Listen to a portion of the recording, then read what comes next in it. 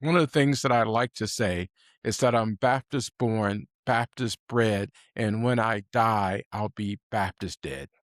It's meant as a joke, but it's also kind of true. I am pretty Baptist. But for a long time, I didn't understand what it meant to be Baptist, especially theologically, and how Baptist folks operate in a democratic society. In fact, one of the most intriguing things about Baptists is that Baptists historically have been at the leading edge of advocating for religious freedom, advocating for religious liberty, and for this thing that we now call the separation of church and state. And it all goes back to the founding of the Baptists and the writings of the earliest Baptists in about the 16th century in England when the Baptists were first formed as kind of a rejection of the teachings of the Church of England that many of us now would call the Anglican Church as it shows itself in the United States. Thomas Helwys and others were some of the earliest Baptists. And one of the things that they had a problem with the Church of England was that if you were born in a particular community, if you were born in England, if you were born in some shire or some village, some township, you were automatically considered to be a member of the Church of England. Thomas Helvey and others came along and said, hey, that's not theologically sound. That's not really what's taught in the Bible. You can't be a member of a church simply because you were born in a particular neighborhood. And just so I can back up just a little bit, the teachings of the earliest Baptists are part and parcel of the Protestant Reformation. You know, Martin Luther, who wrote the 95 Thesis on the Wittenberg church door.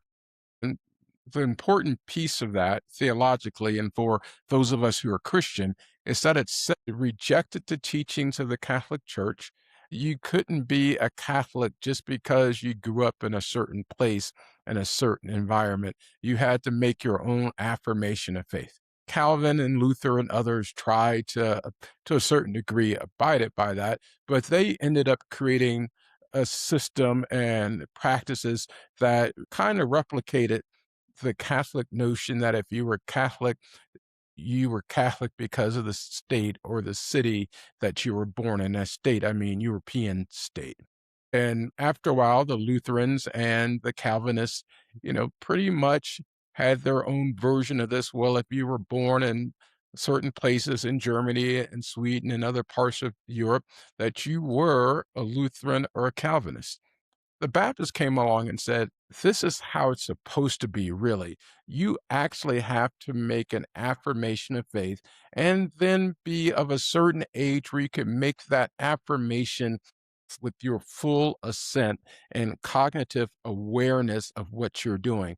And also associated with that is that you had to be fully immersed in terms of baptism and the way of John the Baptist, as in how John the Baptist baptized Jesus. So that's what the earliest Baptists taught. But what came along with that was this notion of religious freedom and religion and what we call soul conscience or freedom of the soul, which basically means that each person has to stand on their own on before God and account for their own actions on that great getting up morning, as my mother and them used to like to say.